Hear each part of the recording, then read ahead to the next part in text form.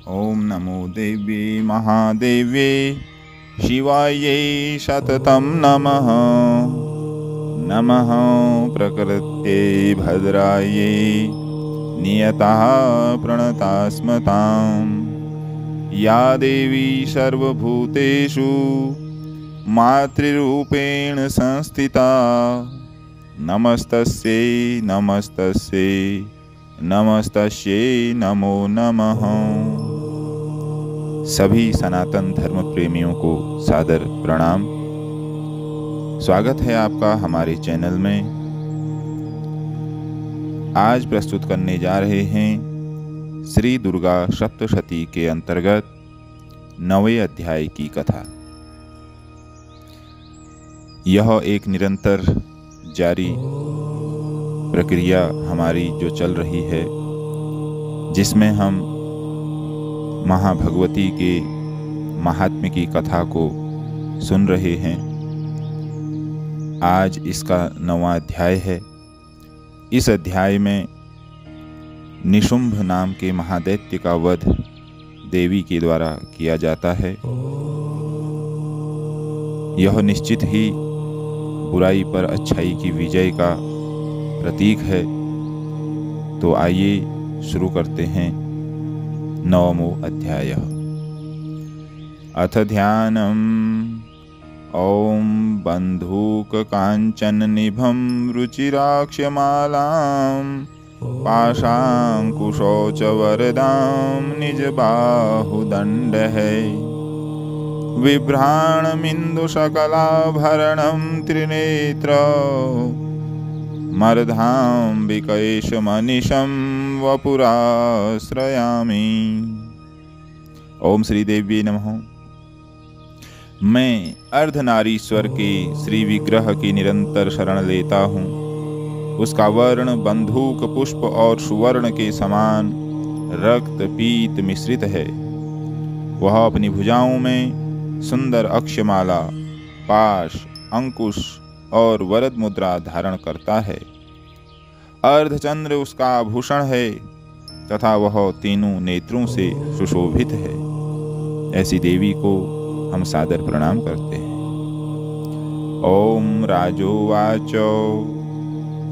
राजा सुरथ, जिनको की मेधा ऋषि देवी के महात्म्य की कथा सुना रहे हैं, उन राजा सुरथ ने ऋषि से पूछा, भगवान, आपने रक्तबीज के वध से संबंध रखने वाला देवी चरित्र का यह अद्भुत महात्म्य मुझे बतलाया। अब रक्तबीज के मारे जाने पर अत्यंत क्रोध में भरे हुए शुंभ और निशुंभ ने जो कर्म किया, उसे जानने की, उसे सुनने की मेरी तीव्र इच्छा हो रही है। मैं सुनना चाहता हूँ।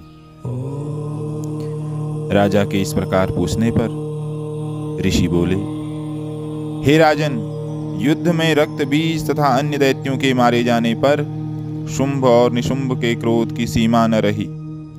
अपनी विशाल सेना इस प्रकार मारी जाती देख निशुंभ अमर्ष में भरकर, क्रोध में भरकर देवी की ओर दौड़ा। उसके साथ असुरों की प्रधान सेना थी।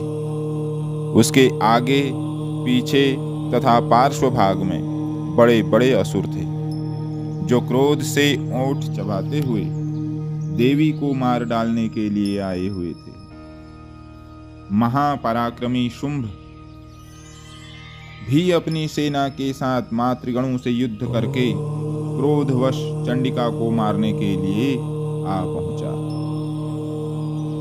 तब देवी ने शुंभ और निशुंभ के साथ घोर संग्राम किया।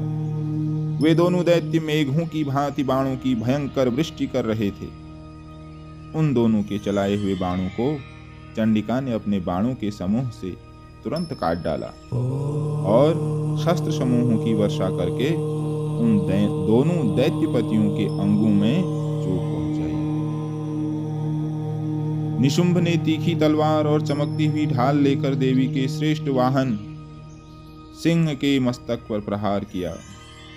अपने वाहन को चोट पहुंचने पर देवी ने शूरप्र नामक बाण से निशुंभ की श्रेष्ठ तलवार तुरंत ही काट डाली और उसकी ढाल भी जिसमें 8 चांद जड़े थे खंड खंड कर दिया। ढाल और तलवार के कट जाने पर उस असुर ने शक्ति चलाई, किंतु सामने आने पर देवी ने चक्र से उसके भी 2 टुकड़े कर दिए। अब तो निशुंभ क्रोध से जल उठा और उस दानव ने देवी को मारने के लिए शूल उठाया, किंतु देवी ने समीप आने पर उसे भी मुक्के से मारकर चूर्ण कर दिया। तब उसने एक गदा घुमाकर चंडी के ऊपर चलाई, परंतु वह भी देवी के त्रिशूल से कटकर भस्म हो गई। तदंतर दैत्यराज निशुंभ को हर्षा हाथ में लेकर आते देख देवी ने बाण समूह से घायल कर पृथ्वी पर सुला दिया। उस भयंकर पराक्रमी भाई निशुंभ के धराशायी हो जाने पर शुंभ को बड़ा क्रोध हुआ और अंबिका का वध करने के लिए वह आगे बढ़ा। रथ पर बैठे बैठे ही उत्तम आयुधों से सुशोभित अपनी बड़ी बड़ी 8 अनुपम भुजाओं से संपूर्ण आकाश को ढककर वह अद्भुत शोभा पाने लगा। उसे आते देख देवी ने शंख बजाया और धनुष की प्रत्यंचा का भी अत्यंत दुस्सह शब्द किया। साथ ही अपने घंटे के शब्द से जो समस्त दैत्य सैनिकों का तेज नष्ट करने वाला था, संपूर्ण दिशाओं को व्याप्त कर दिया। तदंतर देवी के वाहन सिंह ने भी अपनी दहाड़ से, जिसे सुनकर बड़े बड़े गजराजों का महान मद चूर हो जाता था, आकाश पृथ्वी और 10 दिशाओं को गुंजा दिया। फिर काली ने आकाश में उछलकर अपने दोनों हाथों से पृथ्वी पर आघात किया। उससे ऐसा भयंकर शब्द हुआ जिससे पहले के सभी शब्द शांत हो गए। तत्पश्चात शिवदूती ने दैत्यों के लिए अमंगलजनक अट्टहास किया। इन शब्दों को सुनकर समस्त असुर थर्रा उठे, किंतु शुंभ को बड़ा क्रोध हुआ। उस समय देवी ने जब शुंभ को लक्ष्य करके कहा, ओ दुरात्मा, खड़ा रह, खड़ा रह, तभी आकाश में खड़े हुए देवता बोल उठे, जय हो, जय हो।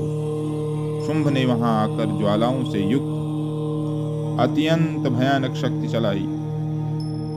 अग्निमय पर्वत के समान आती हुई उस शक्ति को देवी ने बड़े भारी लूके से दूर हटा दिया।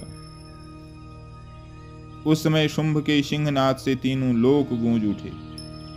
हे राजन, उसकी प्रतिध्वनि से वज्रपात के समान भयानक शब्द हुआ, जिसने अन्य सब शब्दों को जीत लिया। शुंभ के चलाए हुए बाणों के देवी ने और देवी के चलाए हुए बाणों के शुंभ ने अपने भयंकर बाणों द्वारा सैकड़ों और हजारों टुकड़े कर दिए। तब क्रोध में भरी हुई चंडिका ने शुंभ को शूल से मारा। उसके आघात से मूर्छित होकर वह पृथ्वी पर गिर पड़ा। इतने में ही निशुंभ को चेतना हुई और उसने धनुष हाथ में लेकर बाणों द्वारा देवी, काली तथा सिंह को घायल कर डाला। फिर उस दैत्यराज ने 10,000 बाहें बनाकर चक्रों के प्रहार से चंडिका को आच्छादित कर दिया। तब दुर्गम पीड़ा का नाश करने वाली भगवती दुर्गा ने कुपित होकर अपने बाणों से उन चक्रों तथा बाणों को काट गिराया। यह देख निशुंभ दैत्य सेना के साथ चंडिका का वध करने के लिए हाथ में गदा लेकर बड़े वेग से दौड़ा। उसके आते ही चंडी ने तीखी धार वाली तलवार से उसकी गदा को शीघ्र ही काट डाला। तब उसने शूल हाथ में ले लिया। देवताओं को पीड़ा देने वाले निशुंभ को शूल हाथ में लिए आते देख चंडिका ने वेग से चलाए हुए अपने शूल से उसकी छाती छेद डाली। शूल से विदीर्ण हो जाने पर उसकी छाती से एक दूसरा महाबली एवं महापराक्रमी पुरुष खड़ी रह कहता हुआ निकला। उस निकलते हुए पुरुष की बात सुनकर देवी ठठाकर हंस पड़ी और खड्ग से उन्होंने उसका मस्तक काट डाला। फिर तो वह पृथ्वी पर गिर पड़ा। तदंतर सिंह अपनी दाढ़ से असुरों की गर्दन कुचल कर खाने लगा। यह दृश्य बड़ा भयंकर था। उधर काली तथा शिवदूती ने भी अन्य दैत्यों का भक्षण आरंभ किया। कौमारी की शक्ति से विदीर्ण होकर कितने ही महादैत्य नष्ट हो गए। ब्रह्माणी के मंत्रपूत जल से निस्तेज होकर कितने ही भाग खड़े हुए। कितने ही दैत्य माहेश्वरी के त्रिशूल से छिन्न भिन्न होकर धाराशायी हो गए। वाराही के थूथन के आघात से कितनों का पृथ्वी पर कचूमर निकल गया। वैष्णवी भी अपने चक्र से दानवों के टुकड़े टुकड़े कर डाले। ऐन्द्री के हाथ से छूटे हुए वज्र से भी कितने ही असुरों ने अपने प्राणों से हाथ धो गए। कुछ असुर नष्ट हो गए, कुछ उस महायुद्ध से भाग गए तथा कितने ही काली, शिवदूती तथा सिंह के ग्रास बने। इस प्रकार श्री मार्कंडेय पुराण में सावर्णिक मनवंतर की कथा के अंतर्गत देवी महात्म्य में निशुंभ असुर के वध की कथा का यह 9वां अध्याय था। अब पुनः अगले अध्याय में 10वें अध्याय में महाबली दैत्यराज शुंभ के वध की कथा को हम शुरू करेंगे। आशा है आप सभी लोग माता भगवती के महात्म्य को ध्यानपूर्वक सुनेंगे और इसका लाभ लेंगे। तब तक के लिए बहुत बहुत धन्यवाद। सादर नमस्कार। श्री मार्कंडेय पुराणे सावर्णिके मनवंतरे देवी महात्म्ये निशुंभवधो नाम 9मो अध्यायः। श्रीदेवी नमः। या देवी सर्वभूतेषु मातृरूपेण संस्थिता नमस्तस्यै नमस्तस्यै नमस्तस्यै नमो नमः।